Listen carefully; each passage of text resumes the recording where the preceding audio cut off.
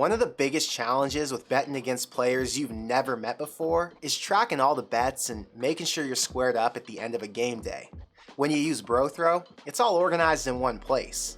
I'm Connor, and today I'll explain how to use the balance sheet after you win or lose a bet on the platform. The balance sheet is where you go to see your profits and losses, settle up after a game, and to do your accounting.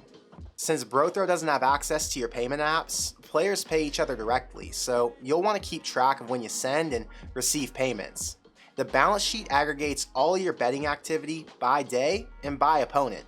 For example, you might have multiple bets with the same opponent on a given day, so rather than settle up individually on each bet, the balance sheet keeps track of your net amount, won or lost. Say you had 3 $25 even money bets with the same opponent on Monday, and you win 2 out of those 3. The balance sheet will reflect a net win of $25 against that opponent, so make sure you wait until all of your pending bets with that player have been graded and finalized before settling up. The balance sheet also makes settling up a seamless process. Once a bet's been finalized, just click the Settle Up button to quickly send and request payments from your opponents. Venmo is the easiest payment app to use because BroThrow is integrated with their system. One click will launch you into Venmo and it pre-populates everything for you. If you're using one of the other payment app options, clicking the button next to the preferred app will copy your opponent's handle to your clipboard so you can paste it into the payment app. Once you've paid or been paid, use the Mark All Paid button to account for those payments. This keeps you from accidentally overpaying an opponent or forgetting to collect on a win. And if you accidentally mark a bet as paid and you need to unmark it, you can do that by expanding the details and individually unmarking them. To navigate to a different date, you can use the calendar at the top of the page, and dates when you had accepted bets are colored purple.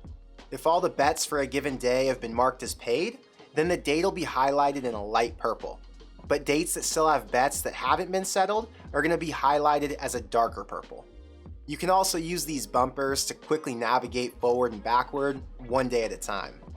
By rule, BroThrow players are required to settle up their balance sheet by noon central the day after a bet's finalized. Now, there's some etiquette around paying and requesting payments from your opponents. Number 1, do your best to pay on time and avoid waiting for a request. Number 2, if you are requesting payment, don't send multiple requests or reminders within 24 hours. And if an opponent hasn't paid you by noon central time the following day, you have the option to open a payment dispute. After you open a dispute, BroThrow's customer service team will assist in contacting your opponent for you. Now, I've personally made over 1,000 bets on the platform, and I've never had to open a dispute. If a payment's late, I just remind players by submitting another request 24 hours later in case they missed the notification for the first one.